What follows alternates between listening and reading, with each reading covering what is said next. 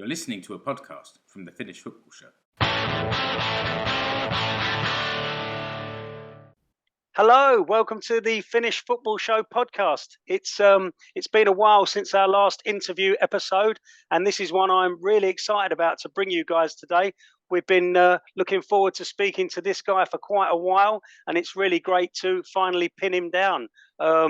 With that in mind, it gives us great pleasure to welcome to the Finnish Football Show a Huuhkaja international who's been a regular in Markku Kanerva's side since the 2020 season, a Veikkausliiga champion back in 2019. Welcome to the show, Ilmari Niskanen. Tervetuloa. Kiitos paljon. Thanks so much for having me. No, Ilmari, it's really great. Thank you so much for joining us and taking time out of your schedule to come on and speak to us at the Finnish Football Show. It really is a great pleasure to see you, mate. So thank you very much. Appreciate. Yeah, as I said, it's brilliant to be here, and it's been in my plans also for quite some time to make it to visit on this show. So yeah, really much looking forward to it. Perfect. That's good to hear, mate. That's good to hear. Yeah. So if I'm right in saying you're back in England now after your summer holiday in Finland, back in Devon. So has pre-season kicked off in full swing, or are you taking it easy in these first couple of days, or what's happening with you? Yeah, so back in Devon, back at work, and to be fair, the pre-season is definitely on a full swing now. So for example, today we started 6:50 a.m. and I got home at 6 p.m. So it was a full day of work, 4 sessions as well. So yeah, we have really hit the ground running from the start, and it has been brilliant. So I so much enjoy working hard. Of course, it takes a lot of effort and energy, but I'm sure it's gonna pay off eventually. And to be fair, I've been enjoying working hard since I was a kid already back in Kiuruvesi. So it's always been one of my real strengths to be able to push myself to the absolute limit. So that's why I kind of love the preseason as well, even though of course it's very, very hard, but it is so like rewarding as well in the end when you actually then start the season in a brilliant fitness shape. Yeah, I mean, it's good to hear that you're doing some 12-hour days already, because, many people listening will think the life of a footballer is a little bit different to that. But it's good to hear that in that pre-season you're getting those 12-hour shifts in. So that's really nice. But yeah, I mean, last season in League One with Exeter City, you guys ended up finishing mid-table. There's some really big clubs in that division. I think I've counted around 7 former Premier League sides that are down there in League One with you guys. And when you look at it like that, were you and your teammates in Devon happy with that final position that you achieved last season? Yeah, so the whole last season was a real roller coaster. So we started the season so well. After 8-9 games, we were top of the table, which for a club size as Exeter is an absolutely fantastic thing to be at the top. And at that point, of course, we wanted to stay there. But then came some real difficulties after that, and we spent 3 months without winning a game from September until the Boxing Day, and suddenly we were in a relegation battle. So it was just so difficult to be in that run for so long and not being able to win a game, because there were so many games that we actually dominated the whole game, kept possession for 75%, had 10 odd shots on target and stuff like that, but it just couldn't find the back of the net. But then the last 20 games of the season, when we finally got that win on Boxing Day, we were actually really good.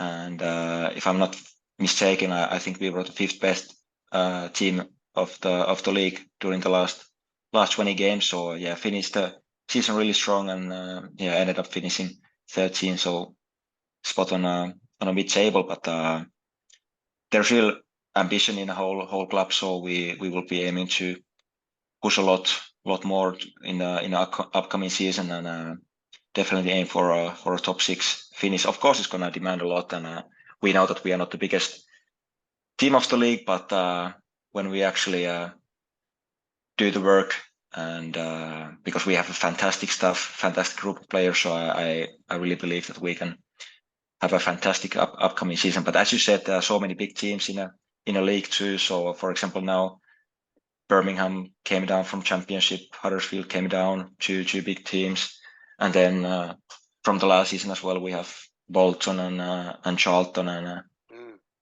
Peterborough. So many other big teams in there. So it's just such a competitive league, 46 games as well. So you really need to be able to be consistent, and I think that was the main reason that we couldn't finish higher, because we were just so up and down throughout the season.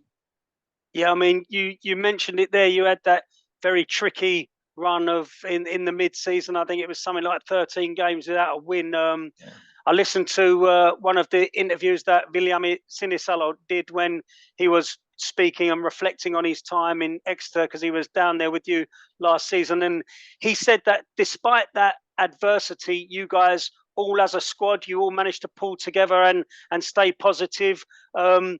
So I just wanted to ask you, did you personally have that feeling, that belief of positivity and that feeling that, you guys would turn this around and the wins would start to come back? Yeah, I definitely did, because as I said already last season, we had such a good group of players, such a good coaching staff.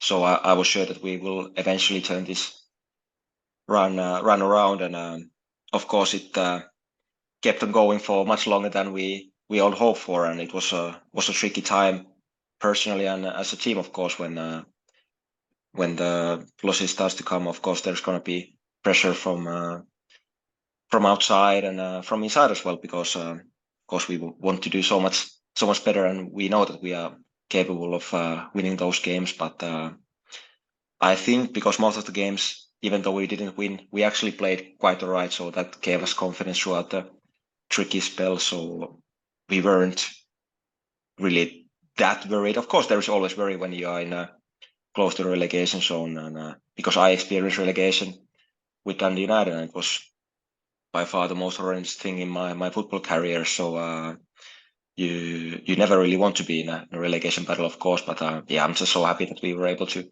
turn that around and show the real character inside and outside the club. So it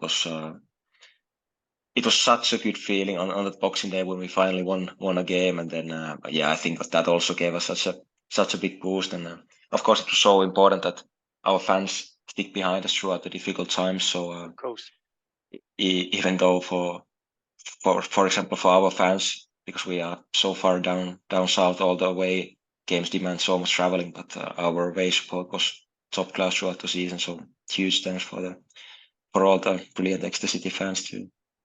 Yeah, it looks like you guys, when Vil was down there as well, you guys built a bit of a nice relationship with the Exeter City fans. There was, for myself, keeping an eye on what was happening down there.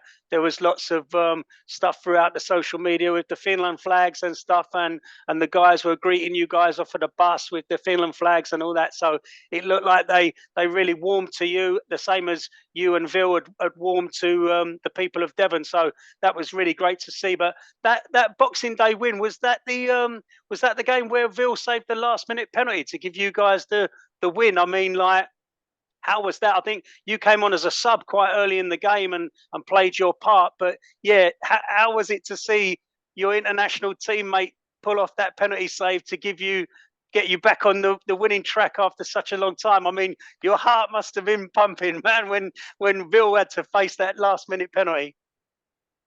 Yeah, it was an unbelievable moment, of course, as a whole club, but for Ilmari as well. So he was just brilliant throughout the season for us, and fully deserved. I think he got 6 awards in our Player of the Season awards at the end of the season. But he was just brilliant throughout the season, and that penalty save is just one of the many brilliant saves he made throughout the season. But of course, as a team, that was such a big turning point. So of course, I was a bit worried before the penalty, that because I think it was the last kick of the game as well, 90+7 or something like that. But because I know that Ilmari is so capable of saving penalties as well, so I wasn't that worried that I knew that he's gonna save it. But what a moment for him, and I'm sure that he's gonna remember that and the whole season for a really, really long time. Because as you mentioned, me and Viljami, we were able to build such a good relationship with the fans, and there were so many Finnish flags and chants for both of us, mainly Viljami, but for me too. So it was brilliant to see, and there is a lot of Finland's national team supporters now in Exeter as well, which is of course brilliant. Yeah, no, it's brilliant to see, mate. It really is. I just want to rewind it a bit back now. Take it back to the beginning. You mentioned your hometown there, but you were born in Kiruvesi in the late 90s, and you played youth football for Palokerho 37, I believe, in Iisalmi. Is that right? Yeah, that's right. So Kiruvesi is my dear hometown, and now also when I went back home for the summer holiday, I spent the whole time in Pohjois-Savo, both in Kiruvesi and Kuopio. So my parents still live in Kiruvesi, so of course visited them as much as possible, and I had a football camp in there as well for one day, and teach some football skills for 50 eager Nice. juniors, which was really nice. And I started my football there. I've played football for my whole life, so I was maybe 4 or 5 when I started playing for KuPS, so Kiruveden Palloilijat was my first team, and then as you mentioned, Pallokerho 37 after that. I think we went there. So my dad coached me throughout my junior years, so all the time from the beginning until I was 15, and we just trained so much in our old time. So that's pretty much where all the skills are from. So, but when I was 12, we went to Pallokerho, so it's a little bit bigger club than KuPS, so we needed a little bit more challenge, and stayed there until I was just turning 16, and then I signed with KuPS for the first team, and then spent the next 6 seasons for KuPS, and they were really enjoyable season, especially the last 3 of them, winning of course on top of that winning the Finnish championship back in 2019. So just really dear brilliant memories from all my 3 clubs from Finland. So you said like your dad was training you from such a young age. So was it your dad's love for football that imprinted that on you? And was your dad a talented footballer? Is with your entire family into the game? How did you first fall in love with the game? Yeah, I think it was pretty much through my dad. So he definitely was a really eager footballer, not maybe the most talented, but he played a lot for KuPS, so in Finnish 3rd and 4th and 5th division. So and coached them for many years. So he's a real KuPS legend, and knows the game really well. So he has been through all the coaching courses and stuff like that. So a real seuramies, yeah. A real seuramies indeed. That is true, and I think definitely was through him that I first fell in love with football, and it has been love at first sight for sure, and it has never been in doubt that I wouldn't do anything else but play football. So I remember all the school stuff, for example, when we needed to write our dream occupation. So I always write it professional footballer, and I remember many of my friends were saying that I'm never gonna make it from Kiruvesi. It's no chance. And then I said let's see. So, here we are now. So as I mentioned, we just trained so much in our own time, me and my dad, and my sister was a really promising talent as well. So joined my sister also a lot, and really enjoyable times. And actually in Kiruvesi there the conditions to train are reasonably good, even though it's a small town. And I don't know if you knew, but for example, Peratsadik is from Kiruvesi, so he came through from KuPS, and then other Veikkausliiga players like Shevdet Kela, he lived in Kiruvesi too, and Mika Lähderin and many others. So there's actually quite a few. Wow, so it's a hotbed of football talent. Yeah, it definitely is. Yeah, that's cool. I mean, yeah, just to touch on your beautiful hometown there. I mean, obviously following you on social media, I see your photos from your summer holiday. It looks absolutely idyllic. I will admit I had to look for it on the map because obviously I know where Kuopio is and Iisalmi, but I did have to look for Kiruvesi, and yeah, it looks a really beautiful place. I mean, yeah, my location in Finland is Jyväskylä over in Keski-Suomi, but Kiruvesi looks nearly as beautiful as that. So Yeah. Uh, That's definitely but true. yeah.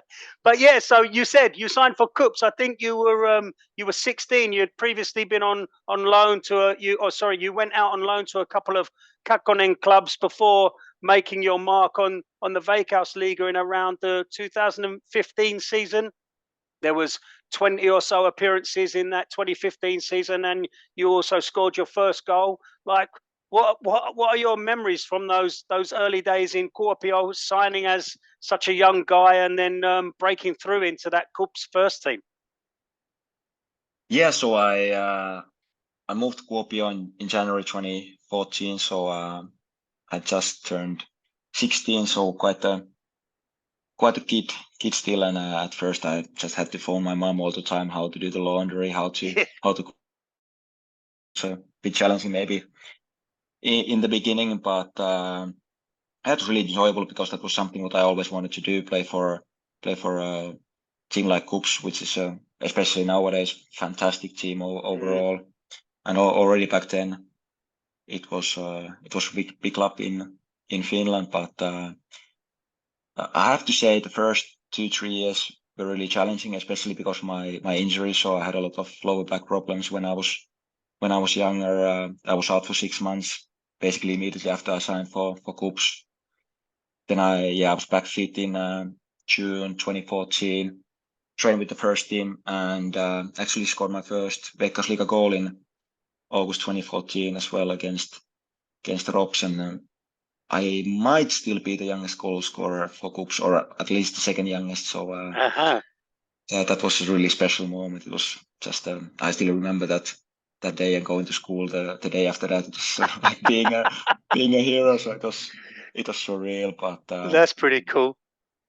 But yeah, the first years were difficult. Even though, let's say, for example, 2015, after I got back from another injury again, 6 months out because of the lower back, but I actually ended up playing quite much under Rapa. So Marko Rajamäki was our coach back then. But yeah, I still was quite a raw player. So had but wasn't physically like nowhere near as good as I am nowadays, and professionally also like I wasn't acting like an athlete I am nowadays. So there was a lot of room to improve in many areas, and maybe that's why it took some time to actually then make my mark in a Veikkausliiga level that eventually came in 2017, 2018 when Honsu came in as a coach, and those years under Honsu were just fantastic. Even back in 2017, I wasn't still scoring or assisting nowhere near as much as I should have or could have, but Honsu still kept entrusting me and played me a lot. And yeah, I would say my final breakthrough came in 2018, playing pretty much all the games, scoring a few, assisting a few as well, and being a solid player for KuPS throughout the season. And then 2019, of course, the championship season for KuPS after a long wait for the whole club, and especially the second part of the season, just I was in some sort of flow state, felt like everything went in, and it was just a beautiful time. And of course, lifting that trophy in Turku in the last game of the season was something which I still cherish for the current day. Yeah, I mean, you said things really started to click when Jani Honkavara came in as KuPS manager. You said there you were picking up more and more minutes in the Veikkausliiga, adding goals and assists to your game, and yeah, like under Honsu, KuPS were a dominant force. It was hard for a Yi core fan to watch that, but hey, it was also really great for the Veikkausliiga. You know, it's great to see another club being competitive and a change of location for that famous trophy. So it's congratulations to you for picking that and picking that up and all your hard work. But I mean, you as you say, you started to pick up minutes. You were adding goals and assists to your game. You got to lift that championship trophy. And was that the back of your mind, or had it always been in your mind to move abroad, or was it a gradual thing, or did you always have in your mind, you know, the goal is to move and play football abroad? Yeah, it has definitely been the goal throughout my entire career. And as I mentioned before about writing all the school papers about wanting to be a professional footballer, I also wrote professional footballer in abroad. So that was also always the aim. So I would say back in 2019 it started to become reality. So of course still needed a lot of work all the time, and needed to find a good club and all sort of stuff. So it still definitely wasn't easy, but I would say during that time it really started to feel like this is definitely possible for me to play abroad, even though I had such a fantastic time in KuPS and in Veikkausliiga. But of course you want to challenge yourself as much as possible. And throughout my I've spent almost 4 years abroad now, and been fantastic time overall. Of course there has been a lot of ups and downs, but like being able to live in Germany, Scotland, and then England, 3 massive footballing nations. So yeah, it's just something that unfortunately Finland is not quite there yet. But even though I definitely think football is growing all the time in Finland, especially the national team gets so much support, so much following nowadays comparing to what it maybe was 10, 15 years ago, which is absolutely fantastic.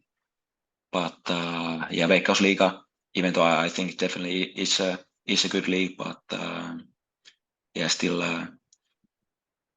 definitely room to improve in Veikkausliiga for sure. But I think that level is also going higher season after season.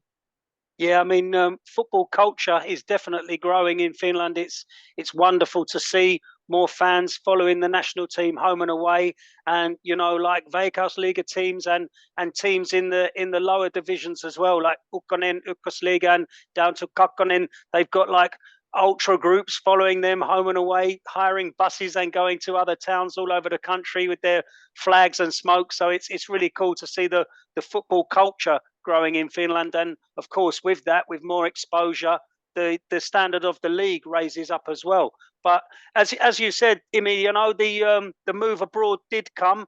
You signed for German club FC Inglostadt in was it the autumn of 2020? I think they paid around 350,000 euros for you.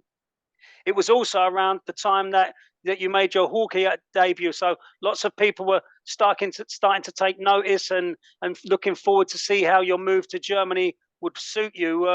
How do you look back on that move to Germany and your time in Ingolstadt?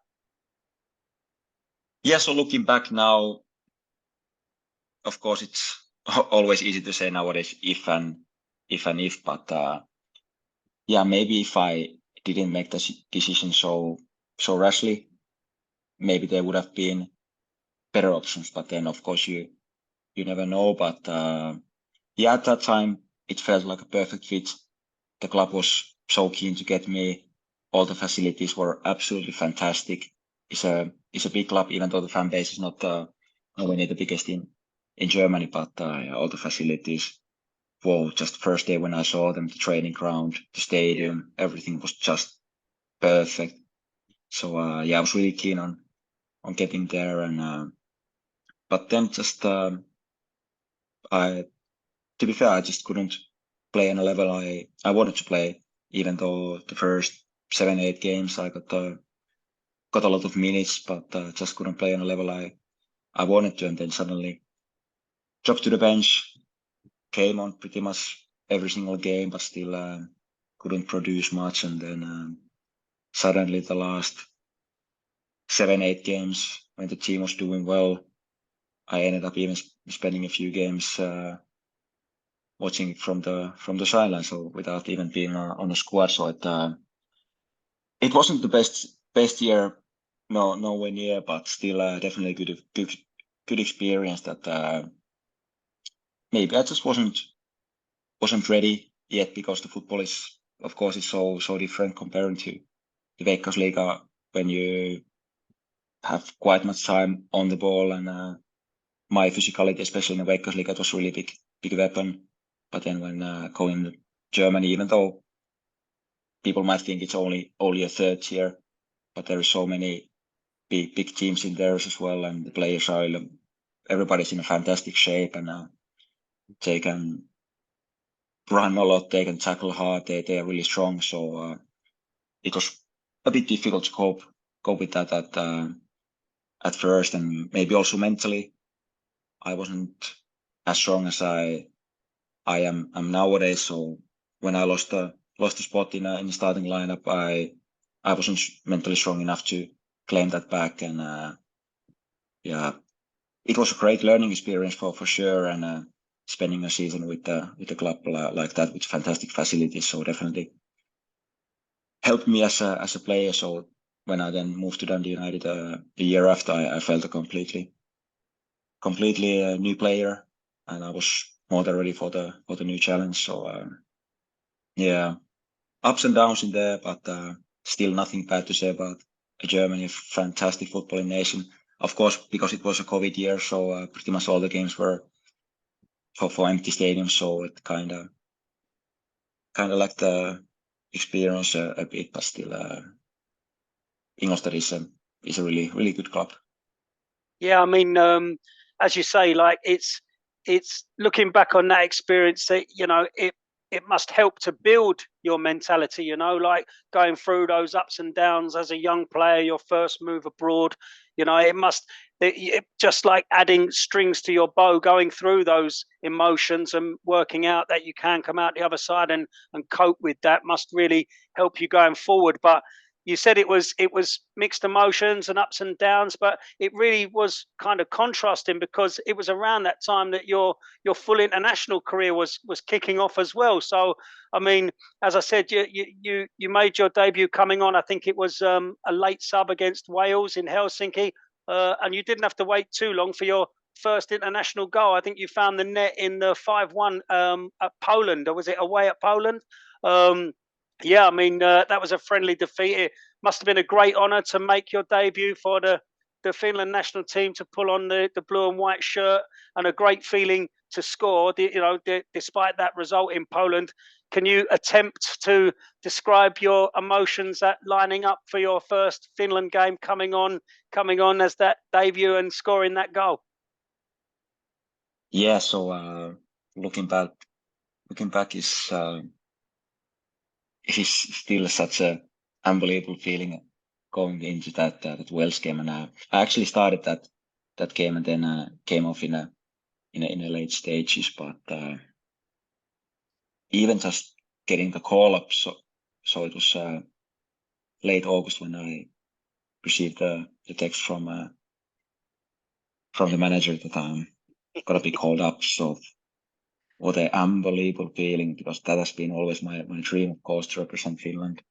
I've always been looking at the national team games from the telly or from the Olympic Stadium. So it was just a dream come true, really, and get to see all the players in there as well that you have been looking up to throughout your career. It was really a surreal feeling. And then also when I heard that I'm about to be starting against Wales, that was another step forward. Now I was just so buzzing throughout the day. Just it was a late kickoff as well, 9:45 p.m. and I was trying to nap during the day, but just there was nowhere near that I could have slept before that. I just couldn't stop thinking about the game, and yeah, sadly it was a COVID year, so it was no fans in a stadium, but it was actually kind of cool to even just to be in a Olympic stadium because it's just a beautiful stadium.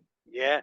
And when you walk down the channel and the national anthem starts to play, there's immediate goosebumps always. And even though now, of course, it's so million times better with the fans, but even without the fans, the national anthem is, of course, so beautiful. And I remember just singing my heart out in there, and I actually played quite decent in that game and felt really good. So of course, even the game you feel nervous, but when the whistle comes and you just focus on football, and you kind of forget about the nerves. So it was such a special day for me and for my whole family, for my friends who have been supporting me throughout my career, throughout my life. So even though, of course, I was super happy for me, but I was super happy for them as well, that they were able to watch me, and such a proud moment for me and for my whole family. And after that, then it was 1 month later came the Poland game, and I came on in that. Of course, otherwise it was a really difficult game. We ended up losing 5-1, as you said, but managed to find a back of the net with a beautiful left-footed strike as well. But it was such a shame because it was 4-0 already at that point. I couldn't celebrate at all, so I just started walking towards the center circle. But still, such a special moment to score for your country. And sadly, there hasn't been a goal since for Finland for me. But I am really sure that there is definitely going to be more goals coming in upcoming games, because it would be then brilliant to be actually able to celebrate the goals too. That's what we need to see. That's what we need to see. Yeah, definitely. I mean, we've seen how emotional you get when you score for your club. So when you next find the net for Finland, I can't see that, mate. That outpouring of emotion. So that's going to be something brilliant. Super cool. But you said, like after Germany, you signed for Dundee United. Once you had a couple of work permit issues, and you were hanging around for a little while getting that sorted out. But yeah, your career with the Tangerines started off with a bang. You provided the assist for the goal in a memorable 1-1 draw away at Celtic, and the following week you scored your debut goal for Dundee United in a 1-0 win over Ross County. Comparing to your experience in Germany and also Veikkausliiga, how did you feel of the standard of the Scottish Premiership, and how did it feel to settle in like that at Dundee United, Immi? Yeah, I must say I enjoyed my time in Dundee United so incredibly much. And the one thing that I especially enjoyed was the passion from everybody in Scotland towards football, and all the Dundee United fans, especially. Like I remember the first rumors that I was gonna go Dundee United came out already. It was May 2020, so I was still playing for KuPS, and some reporter from Scotland had found out that Dundee United might be interested in me, and I just remember checking my Instagram DM at some point, and there were tons of messages from Dundee United fans that please come here, and you will love it here. And that was the first moment that I realized that club is absolutely massive, and it definitely is that. Such a big fan base throughout Scotland. Like doesn't matter where we went, the away support was incredible all the time. And I couldn't really walk freely in Dundee at all, so there was always fans around, coming for a chat or selfies or whatever. It was just beautiful. What a brilliant place. And as you mentioned, I started off really well, and even though there were issues with the work permit, it took maybe 3 weeks, and there was some all kind of stuff. So I had to go back to Finland, had to fly back to Scotland, had to take a language test, all sort of stuff. But then luckily finally it went through, and I was able to play. And it was my second game was Dundee Derby at home. Yeah, that was a brilliant experience as well. we won it 1-0, and that was just surreal before the game, and walking down the tunnel, seeing full Tangerines park, 14,000, 30,000, 15, maybe something like that, and just an unbelievable feeling to win the derby. And then you mentioned the Celtic game, so Celtic game was after that, and that also that was my first really good game for Dundee United, and providing the assist. Ian Haag scored for us, making it 1-1. And I remember because that time Celtic Park didn't allow any away fans because of there was some COVID stuff still, and there were only, I think, maybe 55,000 Celtic fans. And I remember the moment when the ball went in, and the whole stadium just went completely silent. So I didn't even realize at first that the ball went in, because it was so silent in the stadium. So it was magical. And after that then came the cross-county game, and I ended up scoring the winner, and just remember the feeling after that goal, able to celebrate it in front of the home fans. And as you mentioned, I've always loved celebrating goals so much, and of course, especially in front of the home crowd, it was something really, really special. And to be fair, the whole season actually was really enjoyable. So as a team, we finished fourth. It was really, really good. Ended up getting European football as well, and personally played a lot of minutes, even though of course wanted to score more, assisting more, but overall had a decent season in there, and just loved the first season so much. Yeah, I got to ask you, Immi. You mentioned the Dundee derby there. When you first rocked up at Tangerines and saw that Dundee's ground was right next door, was that like? It's something. I mean, obviously, there's a lot of football history in Scotland. You know, it's an amazing country to watch football in. I've been lucky enough to watch quite a bit of football in Scotland myself.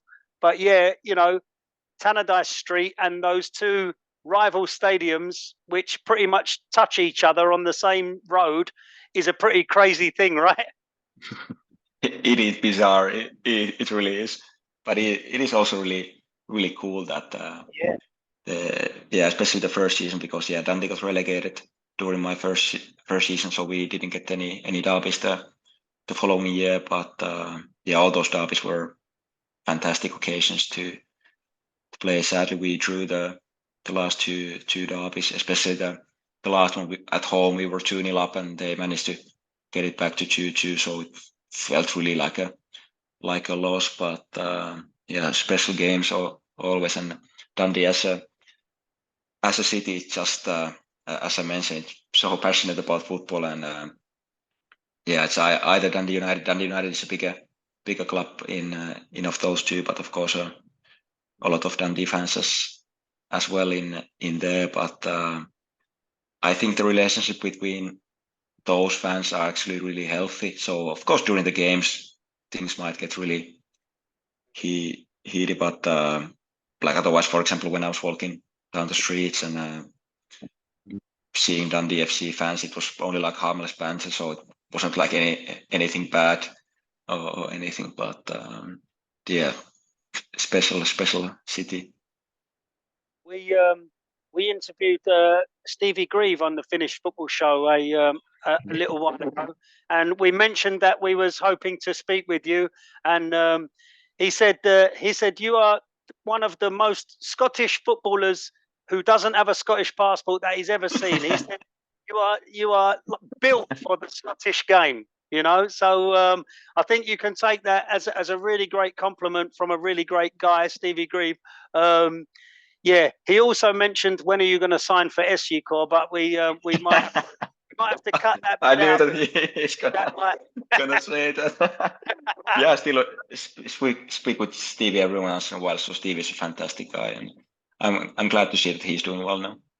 Yeah, he's got big plans down there at SU Corps. So we can't wait to see what happens for them in Veikkausliiga this season. But back to Dundee. I mean. You said that debut season was really great. You featured on both the right and the left wing. I think you mentioned the very, very respectable fourth place finish and qualifying for Europe in the Europa League, Conference League qualifying rounds. It really seemed that Dundee United was a club on the up. Saku Eriksson joined you in Scotland after he had an almost record-breaking season in Sweden. And as fans of Finland, we were really excited to see how you would both do over there in Dundee. You must have had some conversation with Saku prior to him joining you at the Tangerines. Was it a nice feeling to have a fellow Finn to be joining you at your club? It was a fantastic feeling. So yeah, of course the teammates were brilliant already before Saku, but Saku is such a great lad overall. So I was desperate to get him on board as well. So yeah, we spoke a few times before he joined, and yeah, of course I said all the good things about the club, and yeah, I didn't even have to lie because as I said, it is a fantastic club, and we were doing so well at the time as well. So yeah, I think it was rather easy decision for Saku to join, and yeah, he's a fantastic guy, a great goalkeeper as well. Yeah, unfortunately, Saku's career in Dundee United was a bit tricky. So when he joined, he was a number 2. We had a Benjamin Chikris as the number 1, and then he left when the season ended. And yeah, I was really sure that Saku was going to be number 1 for next season, but then we signed a goalkeeper from Australia with a really big CV, and then he ended up being a number 1 during the following year. So yeah, of course, things don't always go in football as you plan, but yeah, I felt really sorry for Saku because I really think that he deserved to play more, but it is just how football goes sometimes. Yeah, I mean, you said yourself there, it didn't really work out for Saku, which is such a shame. He was in goal for a devastating result against Celtic, and it's hard to come back from something like that. I mean, he's not the first goalie to let in goals by Celtic in the Scottish Premier League, but yeah, it is tricky. But he's doing great things now. Saku he's got a move just recently, so we're really excited to see how he does. And if you're listening, Saku, we need to get you onto the show for yourself. So we're looking forward to that. But yeah, I mean, there's no nice way of saying it that your second season in Dundee United didn't go as planned. I think everyone can agree on that. I mean, it was a really tough season for the club. Started off well. You had that 1-0 win over in Holland against AZ Alkmaar. Yeah, the second leg, unfortunately, back at home didn't go according to plan, and then it was things just didn't really work out. I mean, can you quite put your finger on what went wrong, or is it just that's the way it goes sometimes, that things just don't click? Yeah, it's a good question, and honestly, I've been thinking about that for so many hours. Of course, especially after the relegation, because it was so difficult to handle the whole situation, and yeah, during the whole summer, and yeah, still every once in a while I think about it because it was such a devastating moment to be in that relegation team, and because I cared, and I still care about that club so much. So it was really difficult moment, but yeah, back to the question. I don't really know, to be fair. I think everything just went wrong from the beginning. So we changed manager after a successful season. So we had a manager, Tom Kos. He left us for a team in Hungary called Onved, and we got a new manager in Jack Ross. Great CV. I would still say Jack is a great manager, but things just didn't work out under him.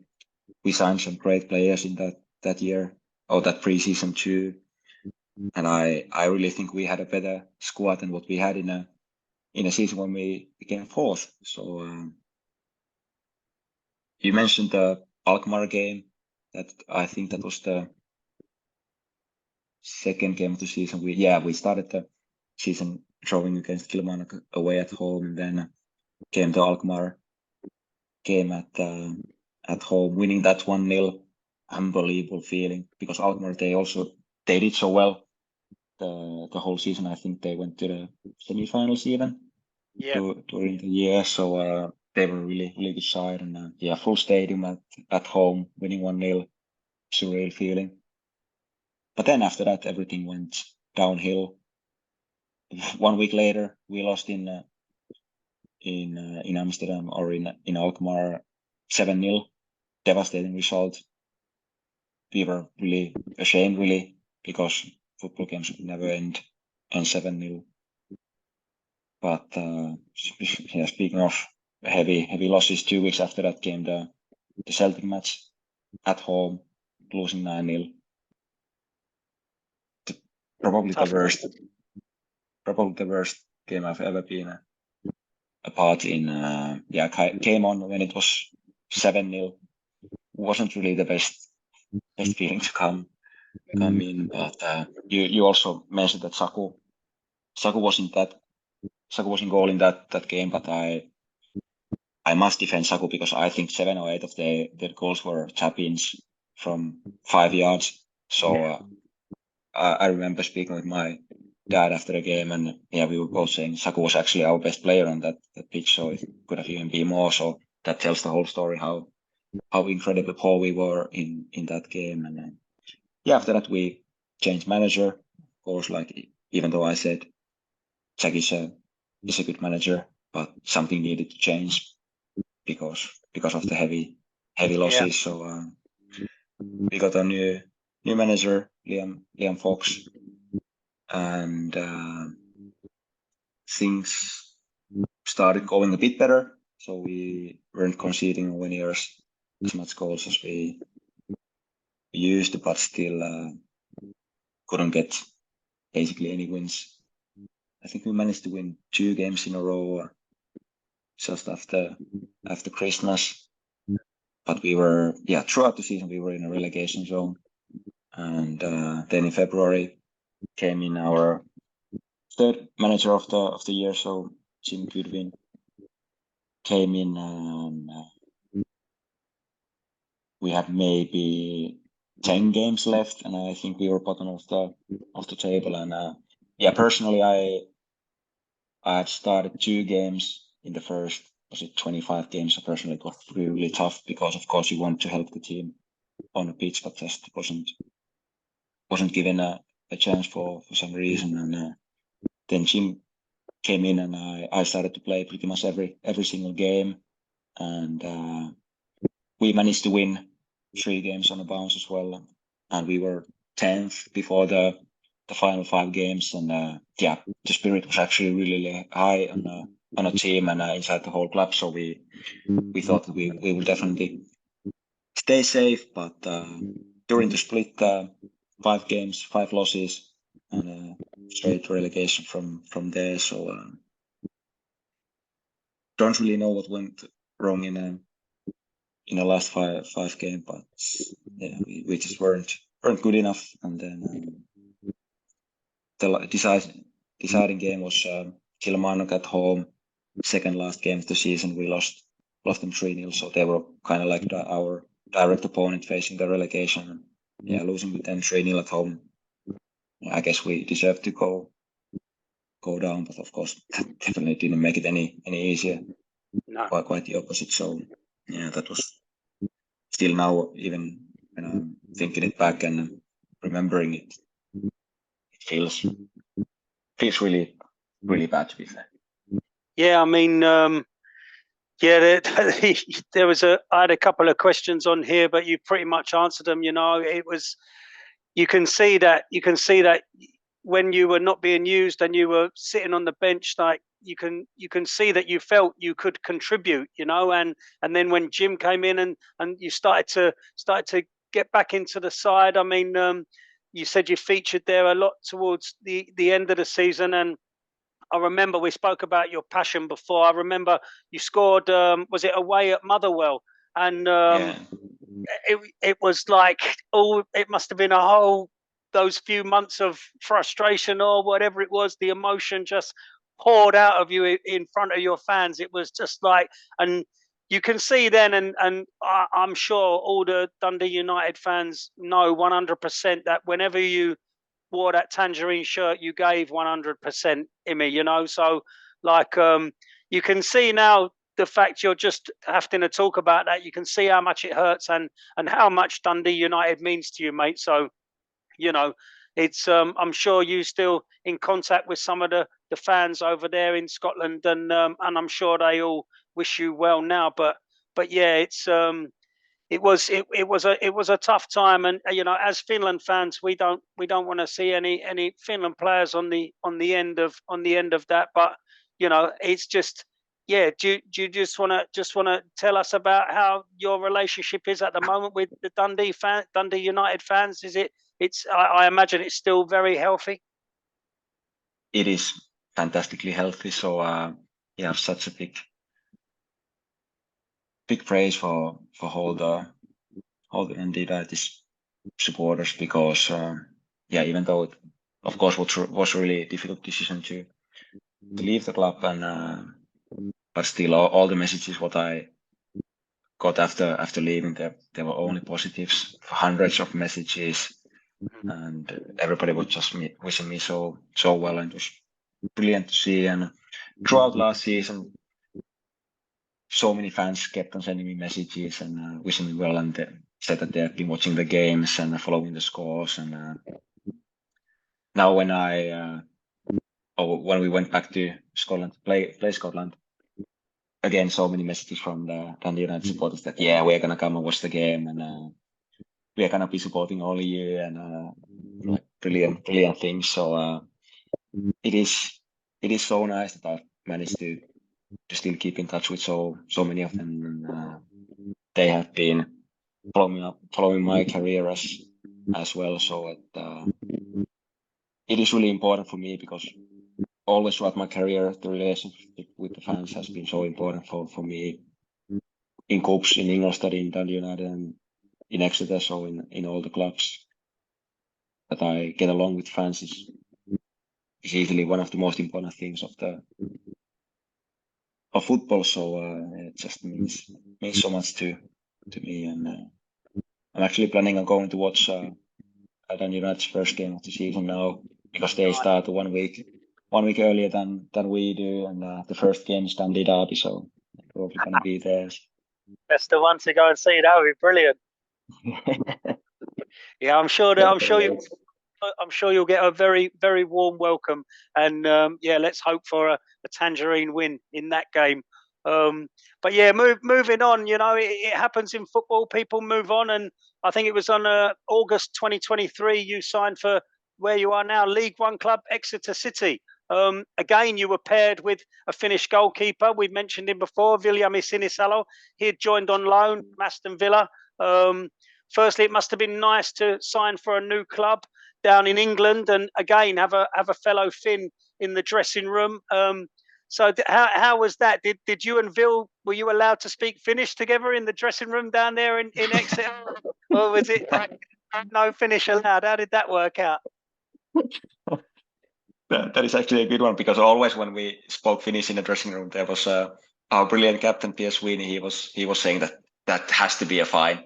So we weren't really allowed to speak Finnish, but yeah, of course, every once in a while we spoke Finnish too. But then you don't really want to speak Finnish in the dressing room, though, because then you don't want to leave everybody out from the conversation.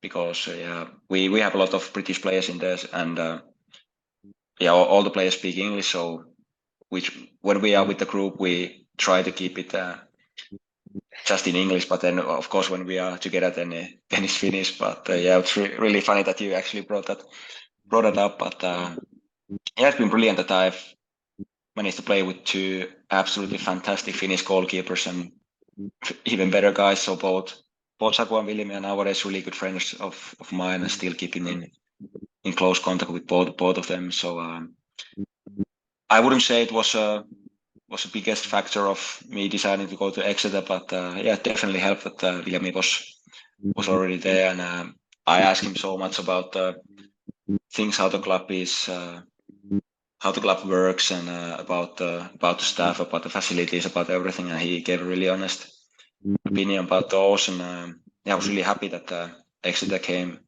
in and wanted me, because it ended up being a really enjoyable season. And the club like Exeter it is a fantastic club. The community is brilliant. The fan base is fantastic. And I'm not sure if you knew, but it's the biggest fan-owned club in England. So there is a brilliant connection between the fans and the whole club, and that shows in everyday life too. So even though, as I mentioned, it was difficult to leave Dundee, it was really difficult. But then I'm really glad that I found Exeter and blended in really, really well. Yeah, no, it's great. You can see that you enjoy it down there.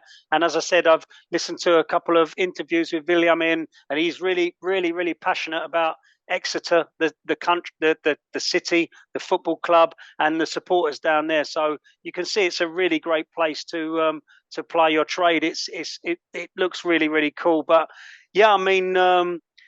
So yeah, you I mentioned earlier you had that tricky run, but your season personally was pretty good. I mean,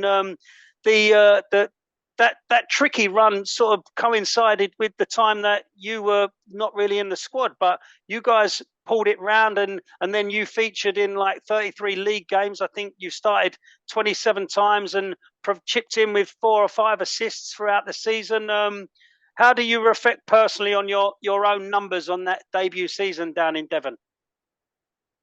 Yeah, so it was just so important to get back playing after that really tricky season personally, also for Dundee United. When I played the last 6-7 games as we spoke, but before that only playing in 2-3 games, or starting 2-3 games, and minute wise really might be even career low for me that season 22-23. So it was so important to get big minutes, and that also tells me and tells everybody that I've done a lot right, that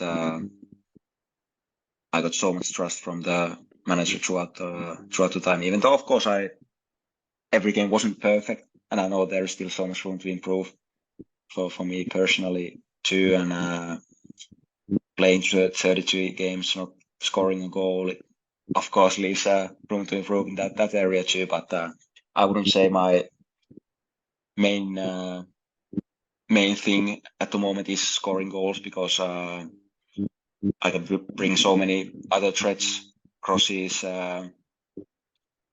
tackling, running, all those things that the manager, the whole coaching staff, players, fans really appreciate. And I played mainly as a wing back, but then also a few games as a fullback and a few games as a winger. So really all rounder on that wing, but it worked really well. And I missed was it 12 games because of my shoulder injury, what happened against Denmark back in last September. But after that, started pretty much all the games, and then when we started to picking up form as a team as well, it was brilliant to be part of that. And just to get that trust from the coaching staff throughout the time. It is so important for a player, when you don't have to worry that when you're going on a pitch, you don't have to be worrying about mistakes, that what if I'm going to play badly now, then I'm not going to play in the next 5 games or something like that.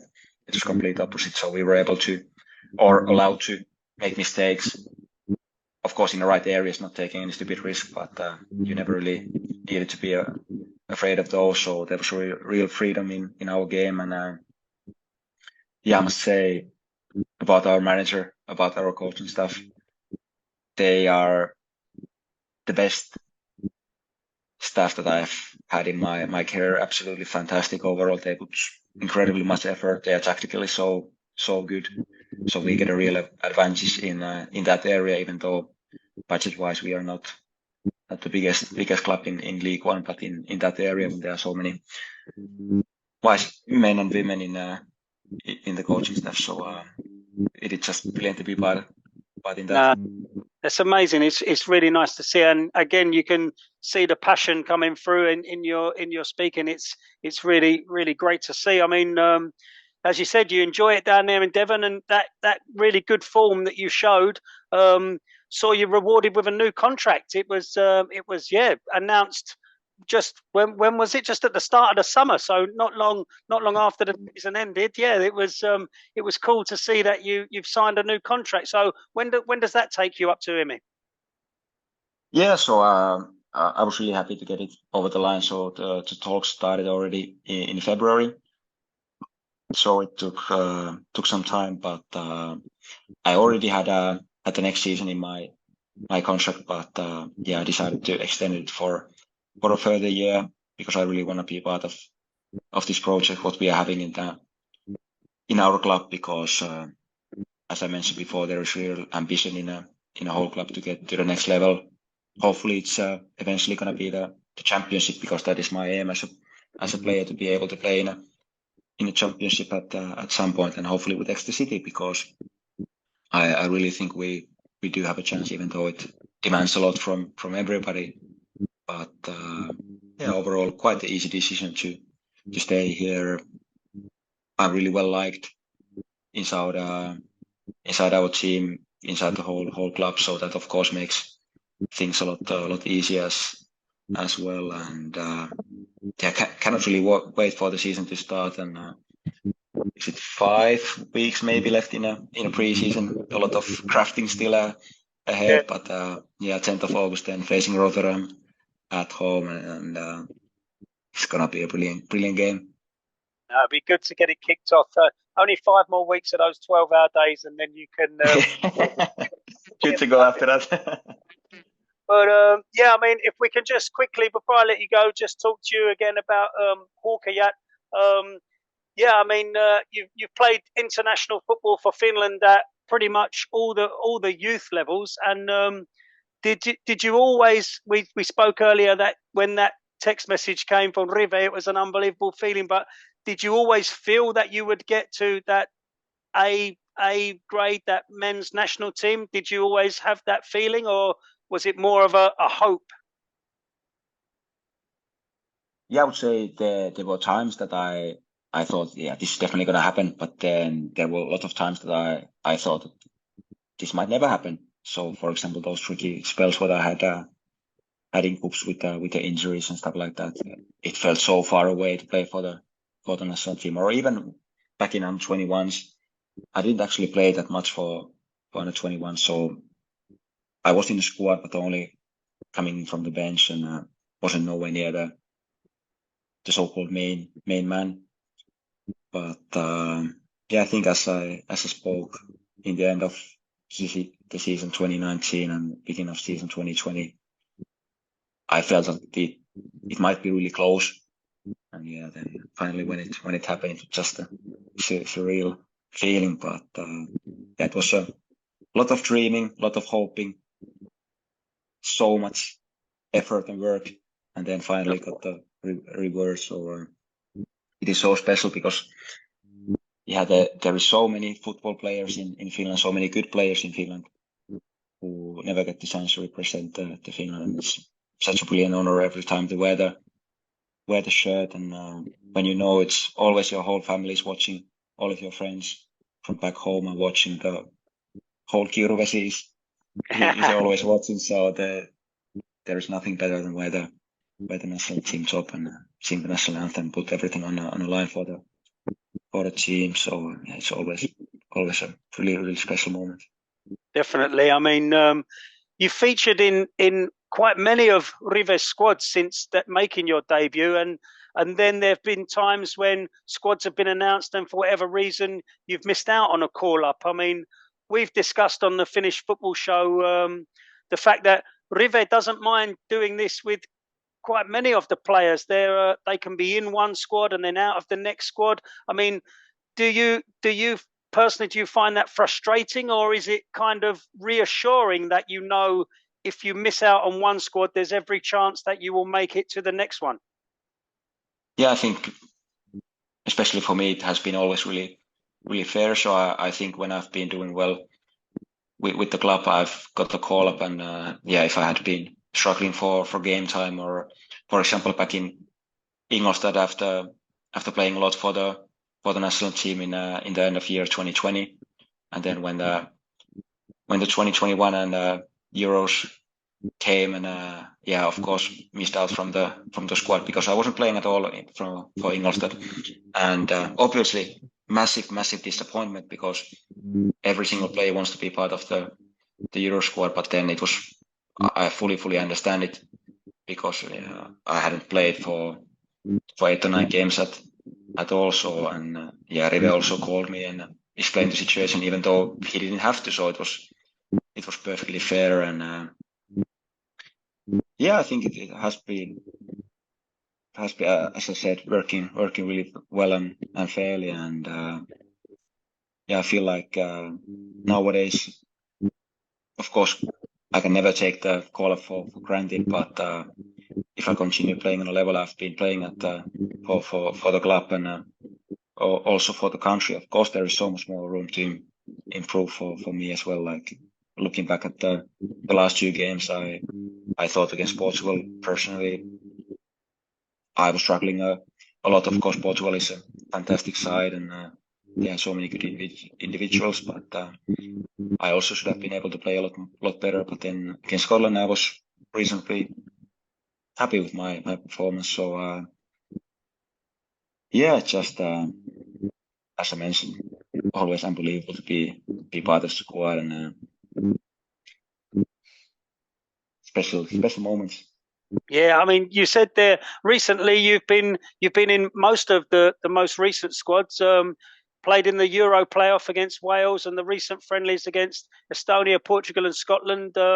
You said yourself there, you were probably Finland's man of the match in that Scotland away game. Maybe it might have been the familiar surroundings, getting back to Scotland, that little extra little percent. But it was a really great game from yourself there, and I was in the stadium in that pocket of handful of Finland fans, and it was really great to be at Hampden and to see you put in a really good performance. I mean, but you were able in that Scotland game, you were able to use your attacking instincts a little more.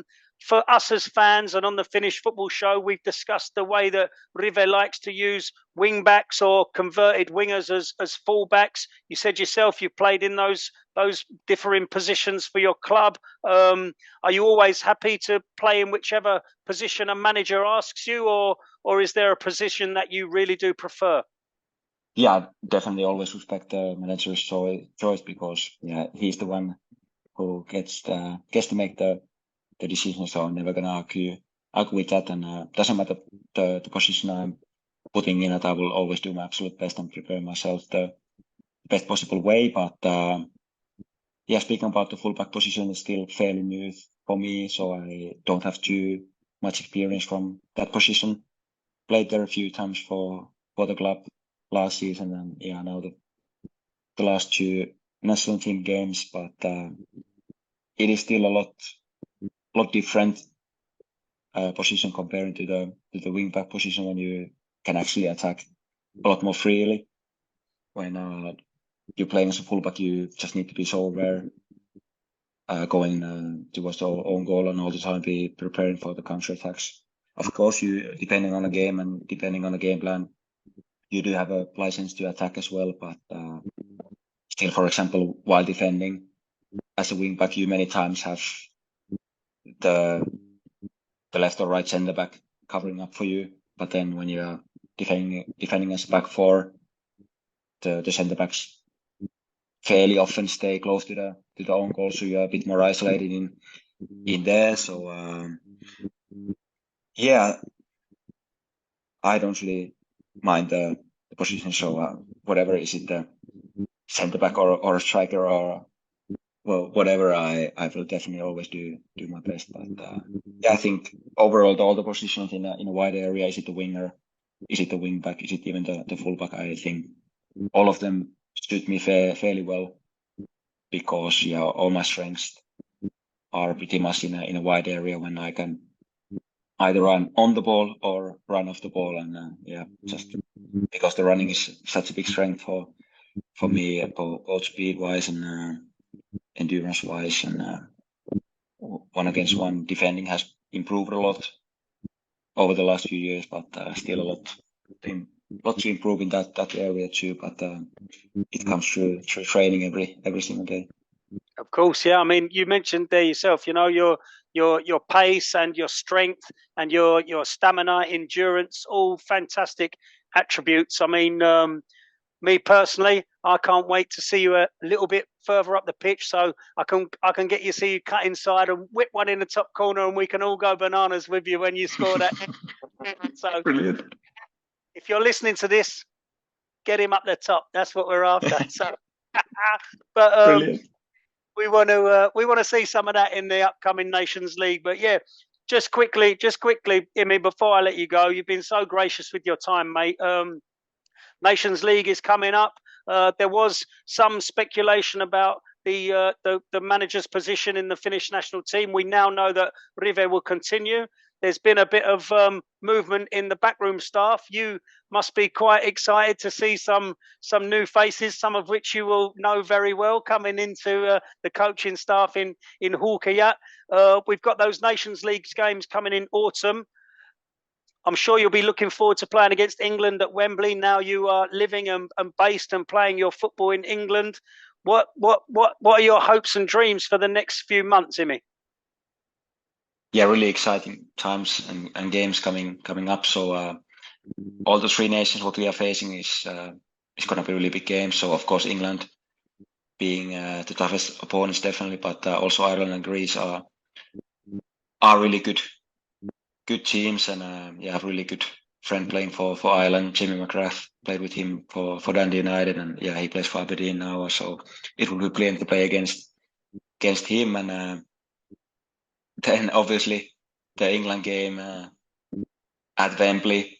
I think the whole Exeter City squad is going to be there watching the game. So it was actually regarding that we had 9 of our teammates watching the Wales game in Cardiff. So they drove there because Cardiff was only like 2.5 hours from Exeter. So and it was brilliant. So me and William, we gave all of the players our Finnish tops. So all of them were wearing exactly the same top as you are wearing at the moment. That they were in there with the Finnish fans, and they were saying that was by far the best fan base they have ever seen. So they were just chanting the Finnish chants in there, and having a few beers with the Finnish fans in a pub and having the time of their lives. So I think they will definitely repeat that in September.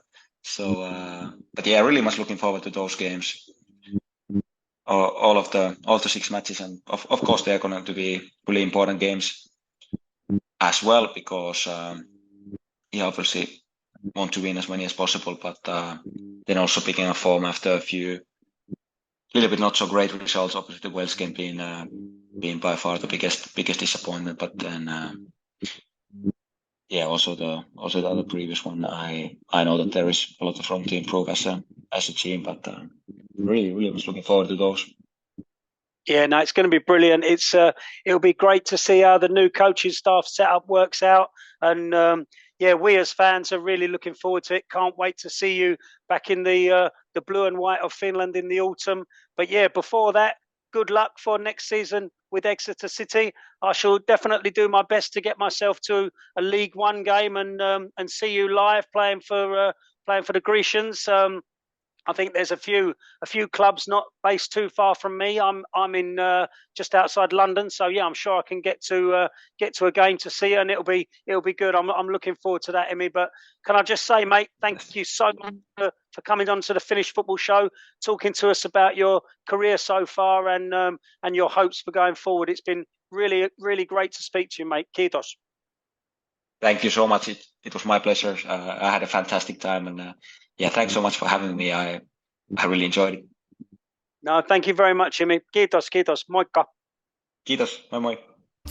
You've been listening to the Finnish Football Show. You can find us online at finishfootballshow.com. Remember to subscribe to the show wherever you're listening or watching. You can follow the Finnish Football Show page and group on Facebook and also on Instagram. Escape to Suomi on Twitter is now Finnish Football Show on X. And you will find us on Blue Sky at Finnish Football Pod. See the links in the episode description, along with the links to the Finnish Football Show merch stores.